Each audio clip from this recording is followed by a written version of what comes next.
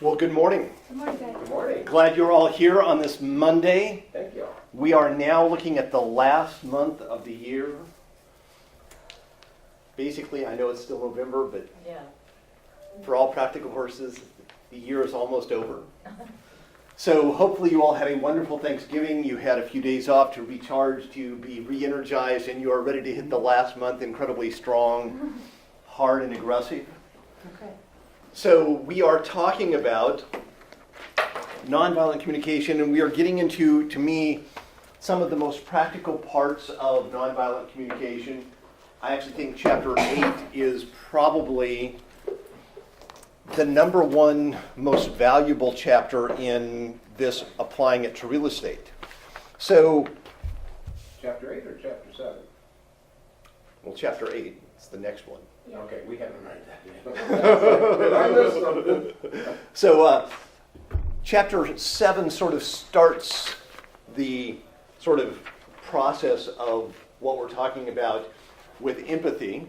And so your job was to do your homework for chapter 7 for today. And that's where I sort of want to talk about, but I don't know where this paper went to. I knew you were printing, so I mixed them all up. And they did. They got mixed all up, so. All right. So, first of all, let's start with a quick review of nonviolent communication. Since it's been a couple weeks since we've gotten together, everybody has been gone for the holidays. So, what is the purpose of nonviolent communication? I have it to improve the quality of our relationships by helping us focus on the quality of connection we make with others. All right, very good. So, what are the 4 questions that nonviolent communication is always asking? Or the 4 steps, or the... Observe, feel, need, Request. So, let's just make sure we get it clear. We need to do what? Observe with. Without judgment. So we make clear observations without judgments. And what are judgments? Any preconceived ideas or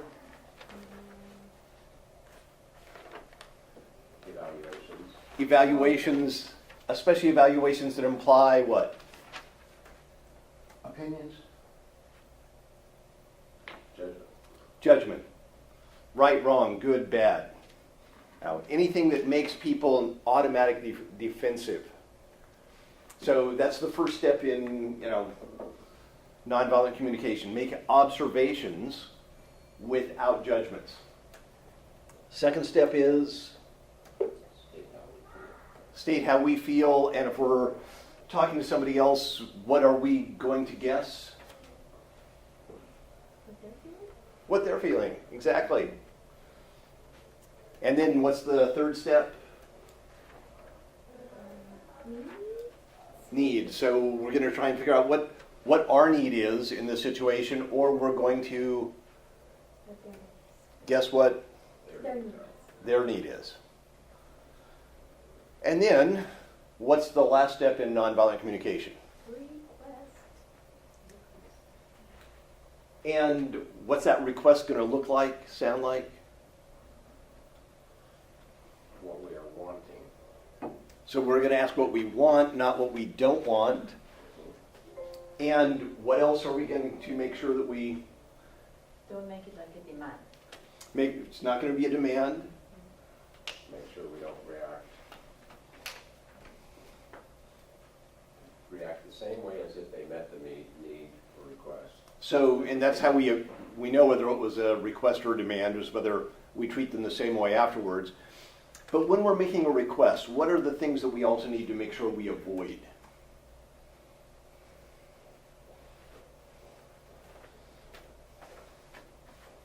No punishment.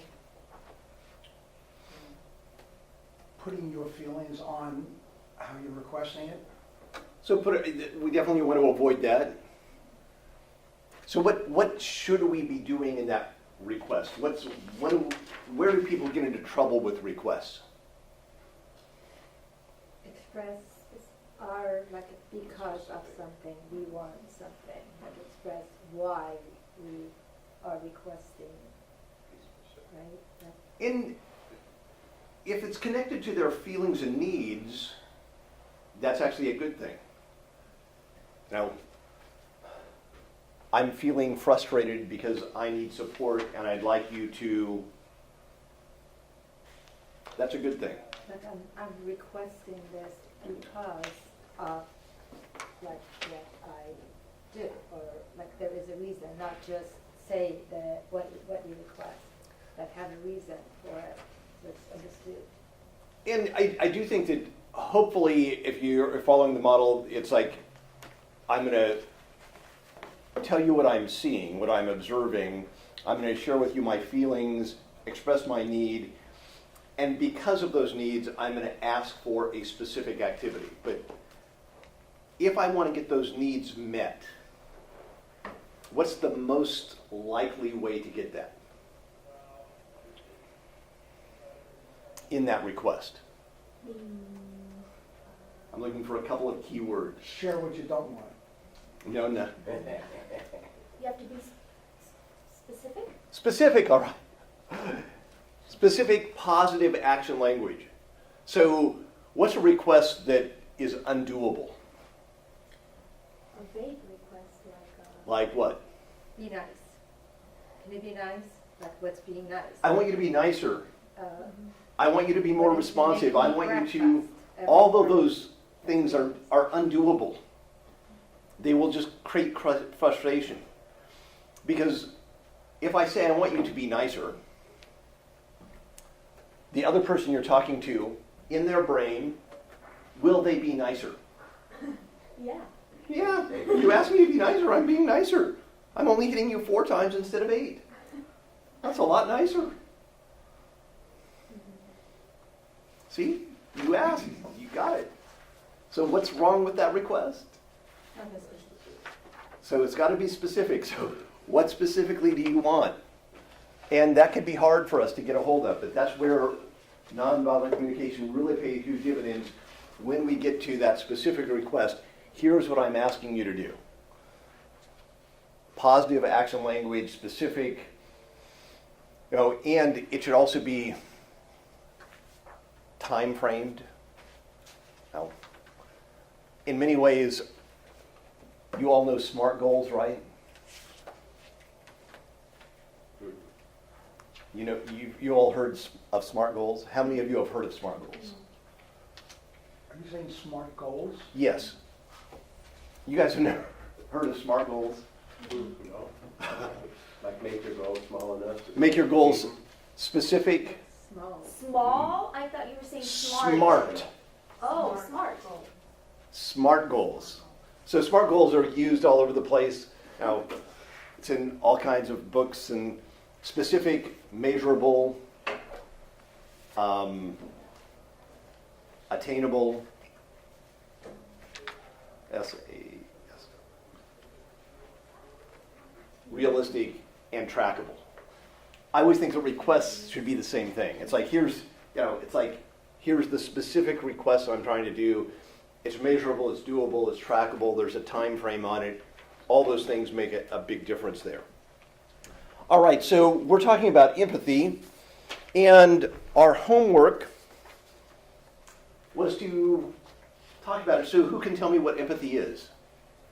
A respectful understanding of what others are experiencing. It's actually listening to others without giving your opinion and telling what to do, and but not even what I gather is not even saying like, oh, trust me, I understand. Actually asking like, why do you feel that way? Do you feel that way about your children because they're not listening to you? Or So, and you've got to be very careful there. Empathy is not asking why. And if you ask them why they feel the way they feel, it destroys empathy instantly. So and this is important, so what is the difference between empathy and sympathy? The sympathy is like, yeah, I can totally understand, feel the same way, right? So sympathy is when I join you, you're really sad. I can sympathize, I can feel sad with you. So what specifically is different between empathy and sympathy? In empathy, are you ever joining them in their emotions? No.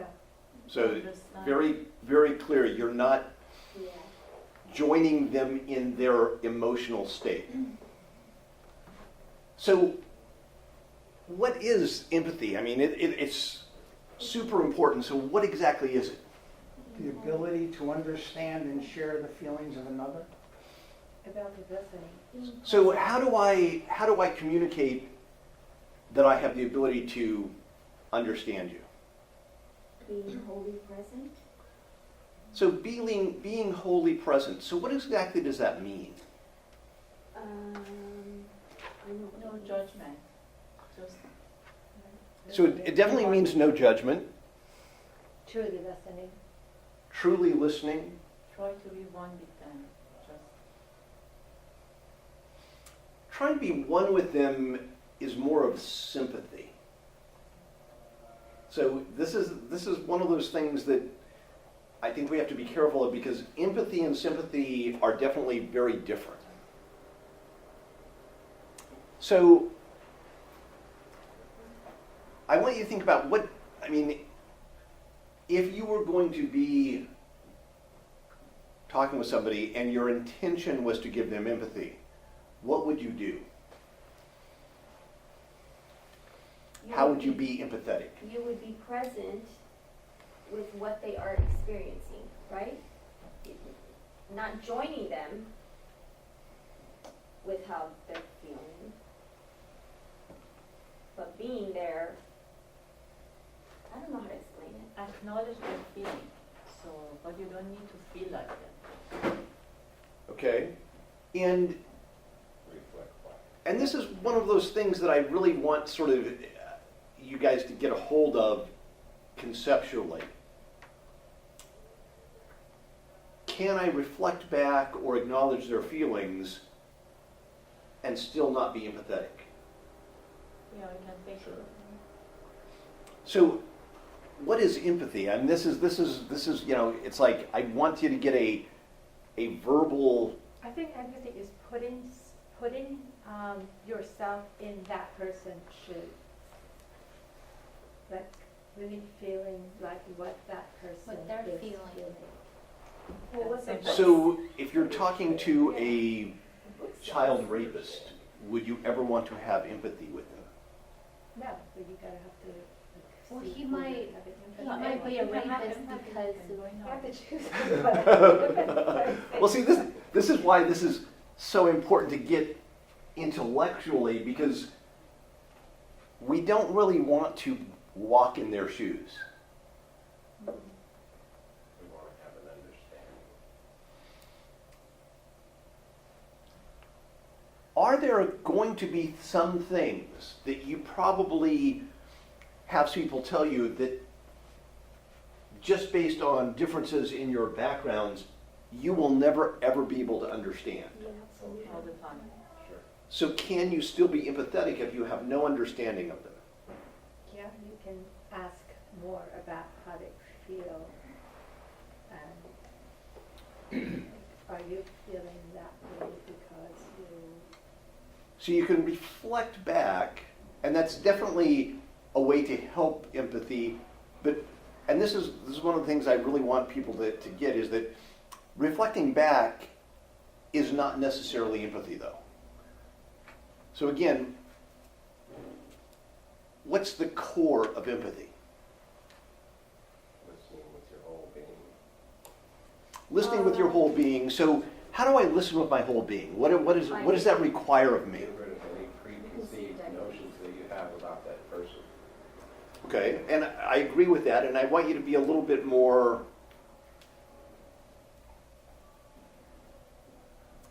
explanatory. So how how do you know when you are giving somebody empathy? For me, I don't know how to word it, but if just that example of the child rapist, I understand what he has gone through in his life to get at this point. So I don't judge him, and I like feeling for him that if anybody else was in his shoes going through what he has gone through, he might have ended up in that situation. So, I without judging him, I feel his pain. I feel compassionate with him. So, and this is where I think people get confused about it, because that is compassion, But that's not that is like the- sympathy, but it's not empathy. Right. And so this is where, as I've worked with people in nonviolent communication, I think it took me a long time to really understand empathy. And for a long time I was confused, but until you get clear on exactly what empathy is, it's really hard to practice nonviolent communication. Listen without predication.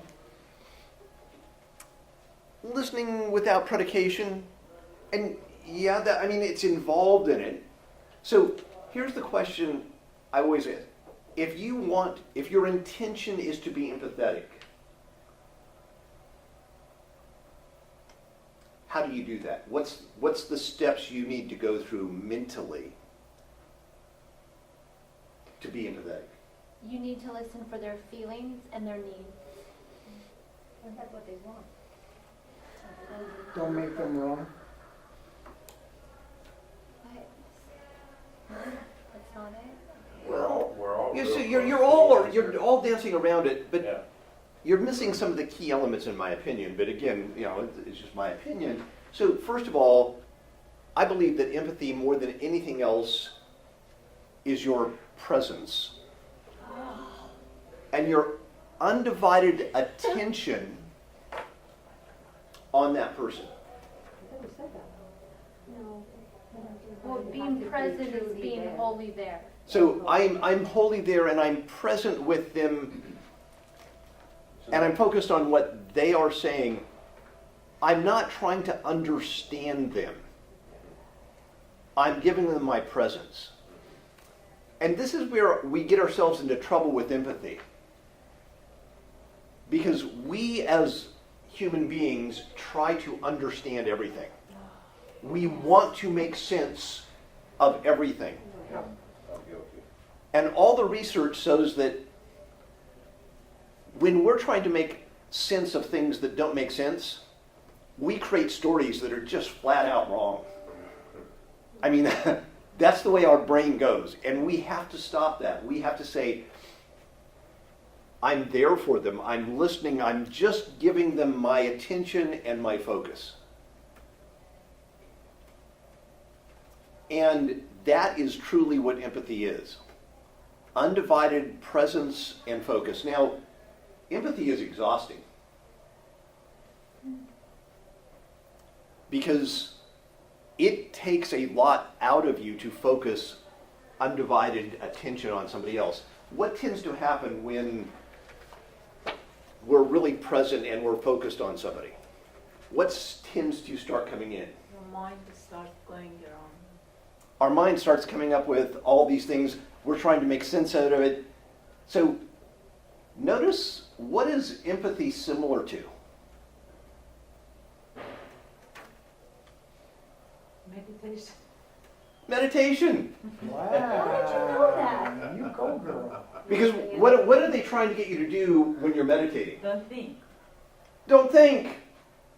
That was good. Empathy is exactly the same way. You have got to quiet your own brain. That's good. I have personally found if my mind starts going and I'm with somebody trying to give them empathy, start counting my breaths. Do anything to close your brain down, and it will work much more effectively. Would it be the same as not adding your life lessons to what you're trying to be with that person? So, definitely. I mean, empathy is totally destroyed if somebody shares their heart with you and you come back with a story about your life. they will instantly disconnect from you. Instantly. At the speed of light. I don't want to hear that. That's the first thing I think of when somebody does that. I do that with I don't my want to son hear all it. the time. It's like, It's see, about me right now. so it's like we need to be there for them, and it's about them. We are giving them our presence. And that's the hard thing to do. We so desperately want to bring ourselves into it. And we think telling them a story about something that happened to us is going to help. It's not. I do that all the time. It's like, just, I'll do it. Don't feel bad. Yeah, I do it with my son all the time. we all do. It's all hard. So it's, to me, this is why it's so important to talk about exactly what empathy is. It's our presence, our total focus, giving our attention to the other person. And that's why it's so rare as well. You know, I love that quote from Yeah. Carl Rogers. When somebody gives you their total focus and attention, it feels, well, to quote him directly, damn good. Now, it feels really good. It's we feel validated and important. We feel like we have been seen and heard when somebody is giving us presence. Now, the funny thing is, presence truly is just presence. And one of the things that Marshall says in a lot of his books and in all of his training programs is that empathy is not what you say, it's where your focus is. And we often want to confuse those. Because in the book it talks about things that can enhance empathy. And Can you repeat that again? Empathy is not. What you say is what your focus is. It's about where you're Where, so in our homework assignment it says, what is the mental condition required of us in order to extend empathy towards another person? Thank you. what was the question? What mental condition is required of us in order to extend empathy towards another person? Thinking our mind. What preconceived Being ideas. receptive. mindfulness. I love that response. To me, it is mindfulness. And give us your definition of mindfulness. Just be there. Just that's Being it. present in this moment. That's really all mindfulness is. I'm here, fully present, engaged in what's in front of me. I'm fully present to this person in front of me. Instead of offering empathy, what are some other ways people tend to respond when they hear someone expressing pain or dissatisfaction? What page is that? Chapter So in 7, chapter 7 the homework beginning of assignment, Chapter 7, the No, short one. what page is it? Here it is. 14, 14, oh. Oh, sorry.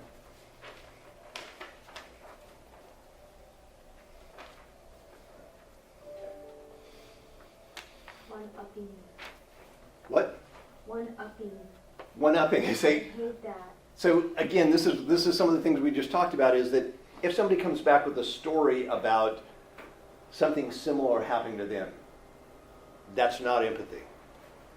Or if we can say, if we try and join them and say, I understand, that almost is never actually an empathetic response. Why is that? Because you didn't do that. You didn't. You're So- making it logical. And that, So when we're in pain and somebody says, I understand your pain, you seem to never understand my pain. You I don't say know. that all the time too. so why does that disconnect us from that person though? Are they going to say, you have no idea what I went through? Yeah. And what are we doing when we actually say, I understand? Makes it about us. Minimizing. We take it away from that person and we make it about us. And so we're no longer present with them, we're bringing I into it. So I've raised my son horribly. We all don't worry about that. That's I'm about- glad I'm learning this when my The son whole is only planet 5. behaves like this. So it's- So to me, the more we become aware of that, the better off we're going to be. So What response would you, when you're listening to somebody, you can't be just like mute, so you need to show some reaction. So this is one of the things that is really hard for us. When people are expressing pain, if we are truly present with them, they sense that. Mhm. And oftentimes, very minimal verbal communication on our part is there. Hallelujah. Yes. So, I went through a hard time for many years, and my whole family, all I wanted them to do was just shut up. You don't know where I'm going through. Just like listen to my heartache. But they're all intellectuals, so. well, in intellectualizing always destroys empathy. Where if we can just really be present now, this is why empathy is hard, because it requires us to turn that mind off and resist our urge to explain, tell a story from our past, and at least for me, when somebody's in pain in front of me, I feel the pain and I want to make it stop. Yeah. Can you be a sounding board? No. I mean, if they're putting it on you, aren't they also hearing themselves saying what they're saying to you? As long as you are there present for them. Now, and so it's one of those tricky issues because you want to sort of reflect back to them, and some people really do value having things reflected back to them, as long as you can keep yourself out of it and all the judgments out of it. So, he draws this comparison that empathy is not an intellectual understanding. And as soon as we think we have an intellectual understanding, I found it's really hard to maintain empathy. Because our brain instantly says, oh, I have an answer. And one, we have a hard time resist giving the answer. And that's definitely not going to help. So, when somebody shares something with you, to get to your question, what could we respond with? If we wanted to verbally respond.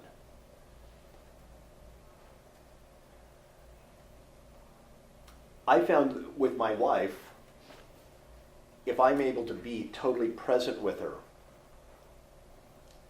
she usually senses it without any verbal requirements from me. There are times when a touch on the shoulder or a knee is probably all of the external communication. Now, there are some times where she wants more, and I can usually sense that. If somebody shares their pain, their frustration, whatever it is, and you're giving them empathy, how do you know when they've had enough empathy? When they Release of tension. There's usually a release of tension. If they still need empathy, what do they tend to do? keep talking. Keep talking. And they tend to start repeating themselves. So when they start repeating themselves, until they started to repeat themselves, silence is probably the best empathy, just being present with them. Now, I have found that if you're there and you mentally check out, even for 15 seconds, they know it. It's like, oh. I have found that for me, if I'm listening to my wife, I must take my phone off of my belt. Because if it does that silent vibrating thing, my mind wanders instantly, and she knows it. It's like, how does she? It's like, so I don't know how it works, but I know it works that way. So it's like, be present there. If they start repeating themselves, what's probably the best thing to do to give empathy? Just be patient and continue listening. So, in the book, what would it say? Paraphrase. What? Paraphrase? Paraphrase. Just paraphrase what you have heard them say. Now, paraphrasing sounds easy, but I found it's very hard. Why is paraphrasing fairly hard? Because you can get it wrong. Because you get it wrong, and where do we get it wrong most of the time? Tonality. Not usually tonality. Tonality, because if we're really present with them, our intention is on them, people can sense in our tonality that, we're there with them. Okay. But where could we go wrong, do you think, just based on our conversation with paraphrasing? Because we added our experiences into it. Bring in our experience to it, Make it about us. make it about us. I've had a similar situation. All of those things. All of the do-dos. So when we're paraphrasing, what's the best way to get it started? Just repeat what they're saying, right? I mean, that's what paraphrasing is. So repeat what they're saying, but always attribute it to them. I sense you're feeling pain about, and now just, I sense you're feeling pain about, getting older. I sense you're in pain about your relationship with your son, your daughter. You're in pain about whatever it is. But it's about them and their pain and whatever it is that they're expressing.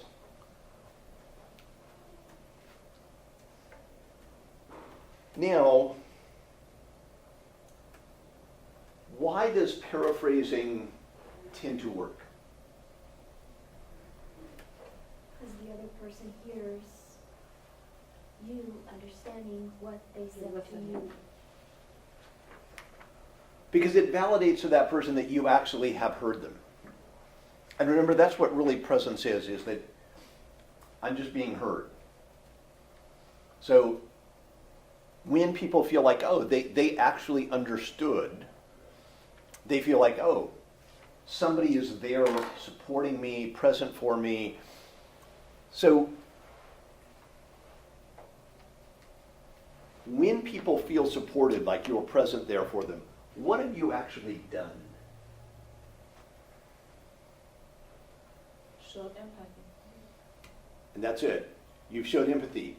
And what have you done otherwise? We're closer to each other. And all that happens when you give empathy. But again, this is where I want you to really make sure that you understand what empathy isn't. You haven't given them what? Your opinion. You haven't given advice or an opinion. Or story.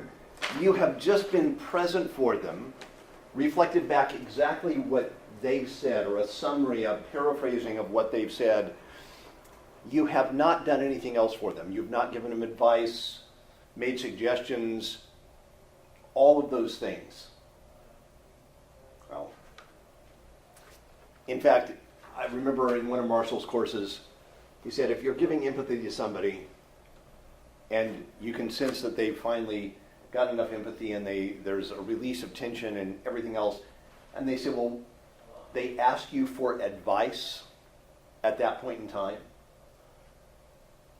He said, before you give them advice, have them sign a notarized contract witnessed by 4 people that they will not be upset with you for the advice you give them. Because after empathy, he says that if they ask you for advice and you give it, 95% of the time, you will destroy the work the empathy did. That's really good.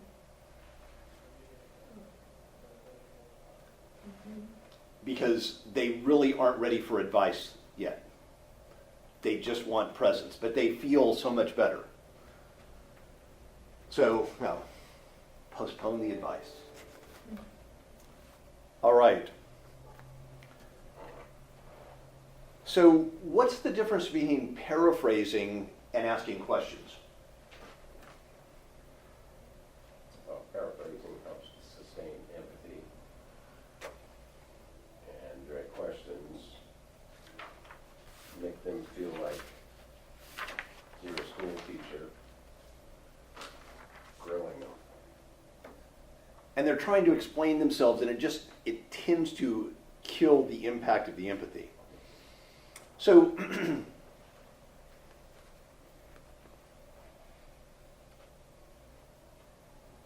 if somebody reacts negatively to paraphrasing, what might you do? Just explain why, just explain to them that you want to make sure you have a clear understanding of what they're saying. So, That's why I'm asking you. That's why I'm reflecting back what I thought you said. and to me, it's giving them a brief explanation and trying keeping it as short as possible. Now,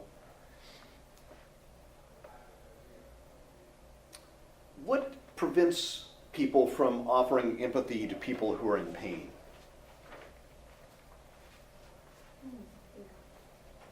Just a question in there? Their pain and sorrow. Could you just repeat that, please? Oh, that's what it was? What prevents us from offering empathy to someone who is in pain? We don't have enough in us. Pain. You know, We why typically are in pain all over the something. place. There's so much pain on us that it's hard to get. So let's say you're in a situation and somebody is coming out with you, and you can tell they need empathy, and you are not mentally ready or able to give empathy. What's the best way to try and create it?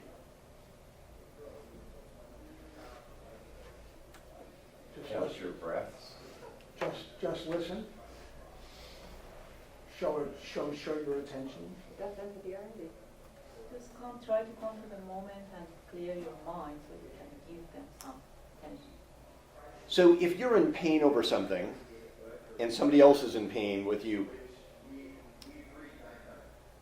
what's the best way to help you sort of dissipate your own pain? Trying to help them. Focus on them. And sometimes that works and sometimes it doesn't. There's something I found that works more effectively first. Please tell us. Yeah, just right, give that to somebody. So in the else. book, they talk about this. I know, I was reading that. It's called self-empathy. So we need to learn to give ourselves empathy. And what happens when you get into your own brain and all of a sudden, you're being negative towards yourself? If you can just give yourself some empathy at that point in time, it's amazing how quickly you can actually calm yourself mentally. If you can just say, I'm aware I need some empathy. I'm in pain over, and if you can just get into a touch of the pain, I'm feeling frustrated, and what's the need behind that pain? And just be aware of that, give yourself some self-empathy. you will find that you're much better able to now focus your attention elsewhere. I have found until you give yourself self-empathy, you will have a really hard time giving somebody else empathy if you're in pain. Yeah, for like, when they're in a plane, put the air on yourself first. Exactly. I mean, that's a great example. Could you say that again? On an airplane, when the oxygen masks come down, put it on yourself before you try and give it to your kids, somebody around you. Now, it's like... So, did anybody do the exercise recalling an experience in which you had listening to someone with your whole being? Anybody think of an example where they were truly giving somebody empathetic responses? Well, I thought I was giving my son empathetic responses when he was sharing his fear of climbing the infamous 70-foot pole. But I went right into storytelling right behind that. Well, the first pole I ever climbed.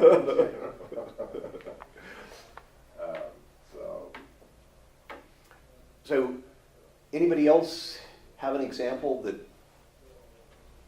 I personally, I'm not really good doing it with my personal relationships, but with my clients, when it's like buyer consultation, talking to a seller, I give them almost 100% attention, and I think I do a much better job when it's like a business thing. So because I think, okay, I'm here for them, this my time now belongs to them. But with the close people to you, you're like, how about me? No, you should listen to me. So I think I kind of practice that in my business, not 100%, because I always say, I say stories about my other clients, this happened, but I think I give them attention. So, Okay. yeah. So But why do you think it's harder to give the people we care about empathy than it is strangers? Because for me, it's just expectations that they haven't done it for me, so you're kind of angry at them, like, like, no, I should do that to you, you never did that for me. So, And that really is a true thing. We have this expectation, well, gosh, I don't know if you deserve my empathy. You haven't given me, and we've got this judgmental thing of, a scorecard. I'm only going to do this. So if we really want to apply nonviolent communication, we need to get rid of the scorecard in our head, especially with the people we care about. And as you start practicing NVC, it will be something that you'll have to deal with, that you will see the benefits to them. They will feel your presence, your openness, and they will not reciprocate it early on. And you'll think, well, it's not fair. You should do this for me. And if you just stay with it, eventually it will come. But get out of the keeping score, because otherwise it won't work.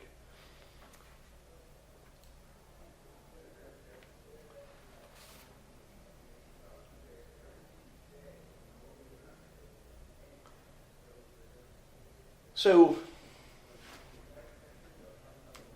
Let me just ask something. Sure. Right? Don't you think that as parents, we tend to want to offer suggestions and guidance? And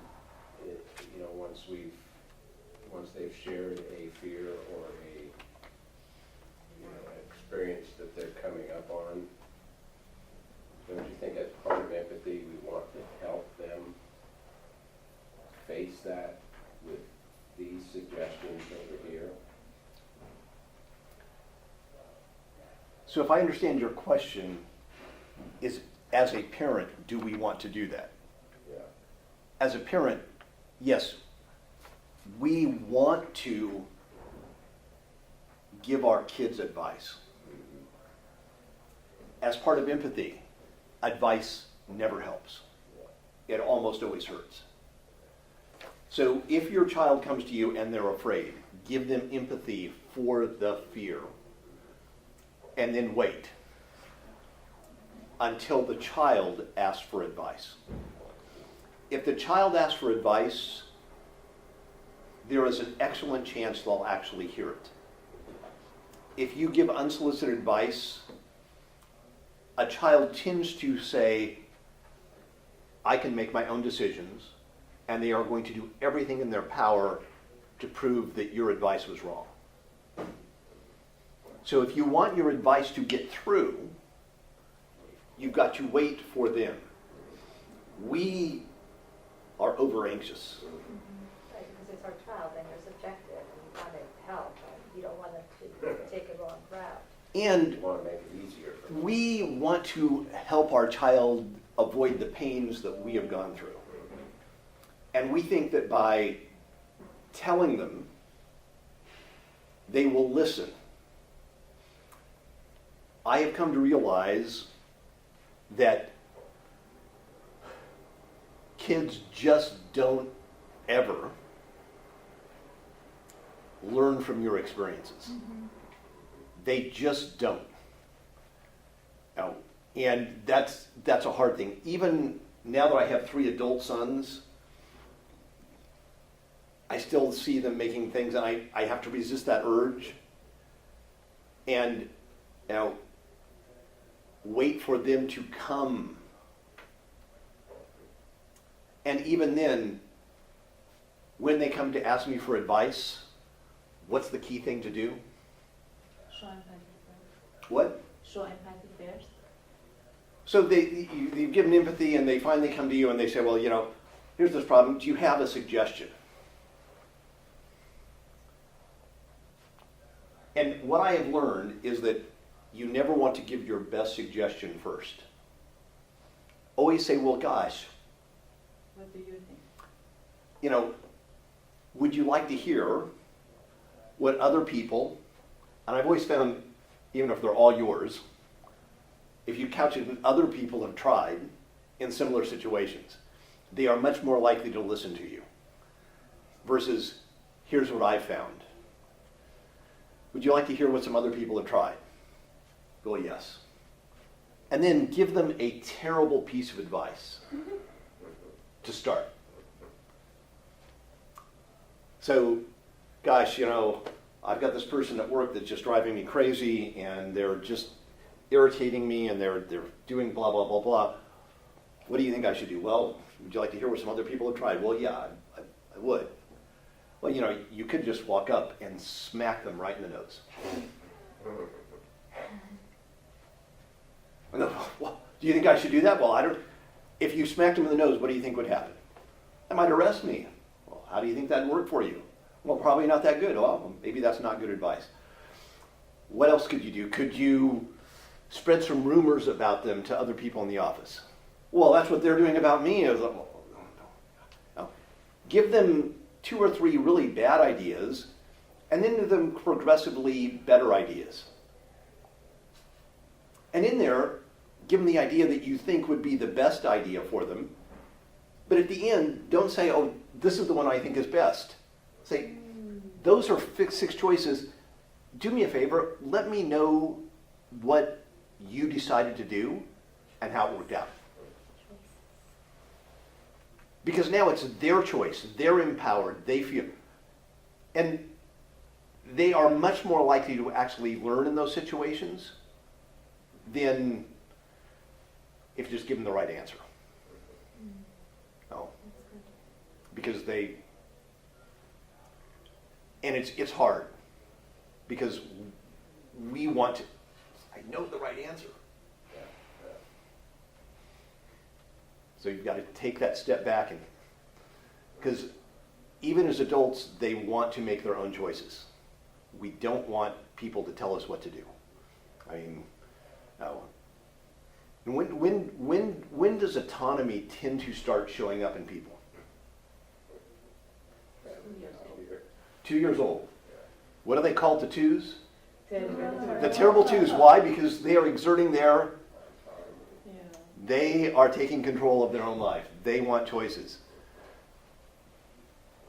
So if you have a 2-year-old, and I've watched this never with my kids, I didn't know this then, but with my grandkids, I've learned to give them choices early on. So if you want them to get dressed, never say, it's time to get dressed. Yeah. Give them a choice. Say, would you like to get dressed now or in 5 minutes? Would you like to wear the purple shirt or the green shirt? Do you want to wear this pair of shoes or that pair of shoes? It's so much easier. How about if you said we're leaving? What? How about if you just, It doesn't work. if you said, well, we're leaving, so then they're gonna know, I better do something, right? You No! would think, you would They think. love that. They say, oh my goodness, watch how I can control my parent. Yeah. I can make their face red. I can make them mad. I can do all these incredible things, and all I have to do is sit here doing nothing. And they will give me an incredible, entertaining show. So you can Yes. tell I don't have any children. I gave it away. They are just going to love you for that. Oh my That goodness. was a winner. I'm at 2. I can control my parents' mood, everything. I have total control of the world. It's like, kids are bright. Oh, The great thing about kids is they are the greatest teachers on the planet, if you're willing to learn from them. Because they will make you think about yourself like never before. So, other questions about empathy? Since, what time is it? I think it's about 27. 10:35. Forgot to set my watch this morning. Don't wear it for 4 days. So other questions about empathy. So chapter 8 is about how to use empathy with difficult people in difficult situations. And to me, as a real estate agent, this was a chapter written for salespeople. So think about how to apply chapter 8 in sales situations.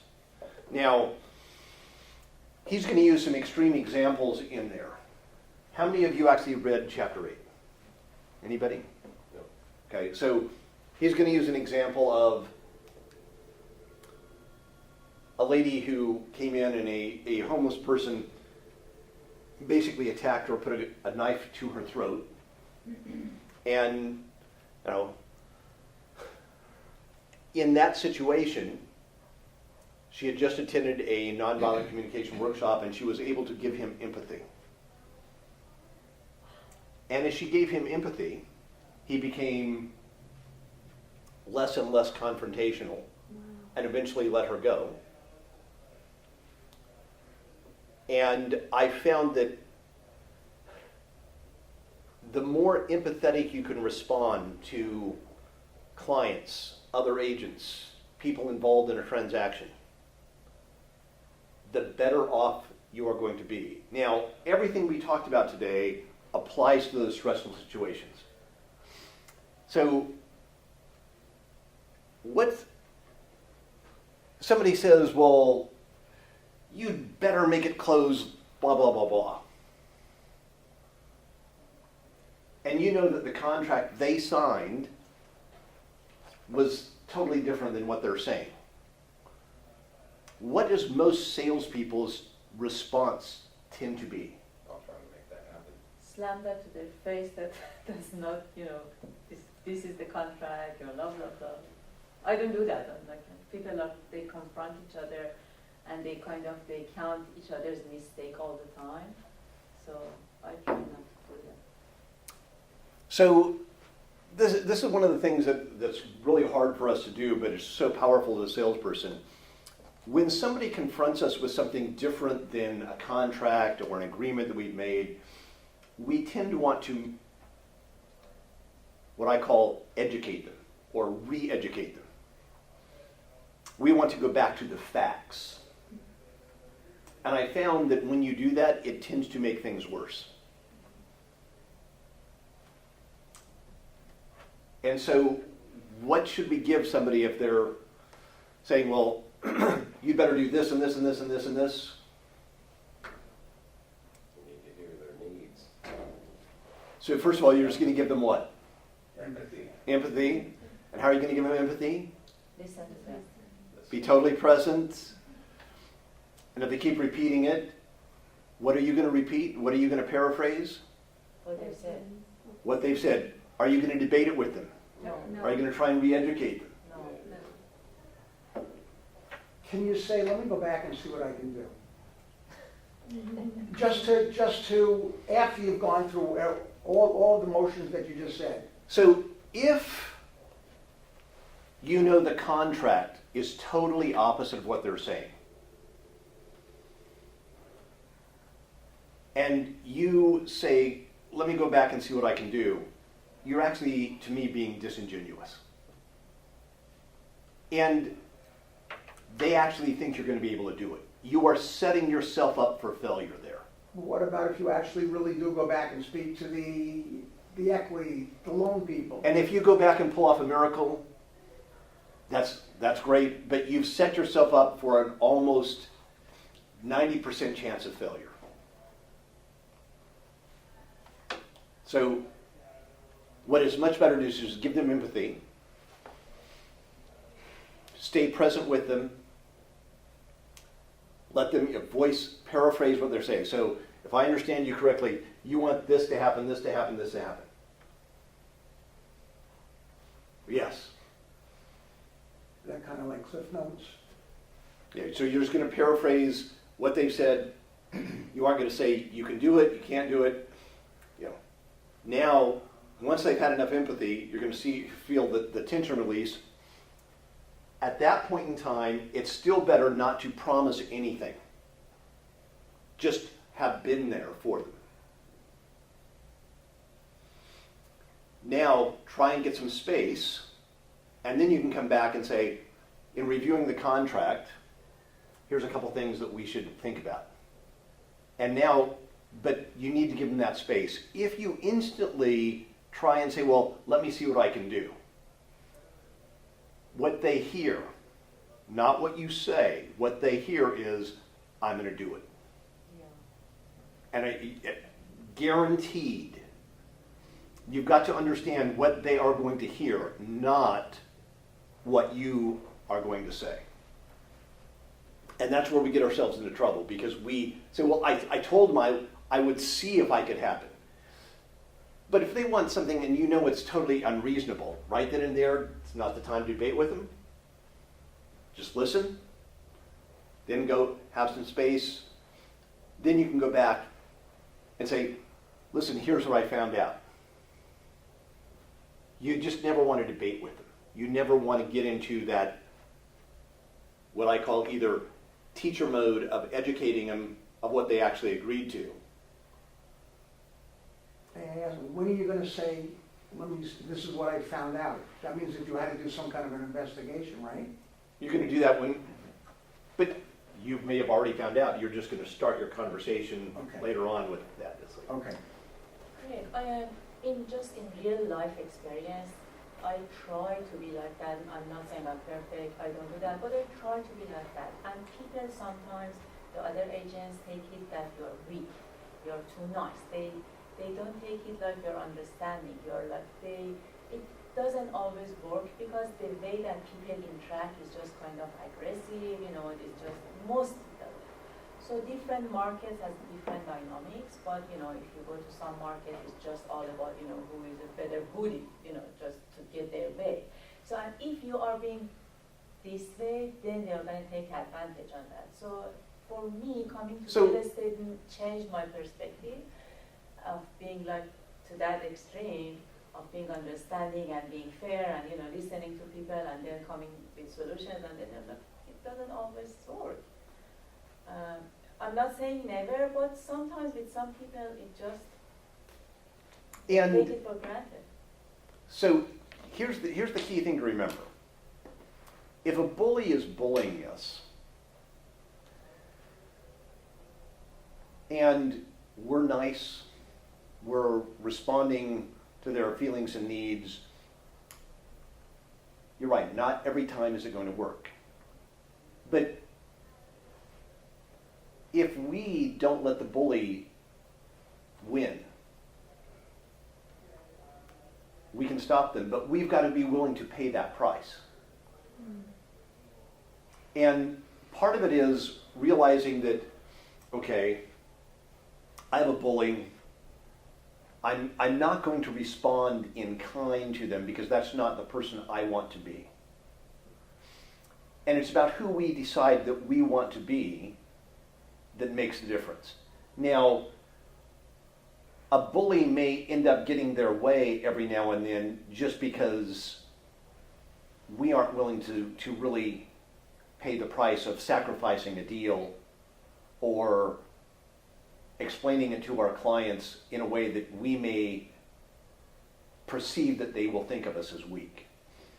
We have a hard time being in neutral to people that we perceive have more power than we do.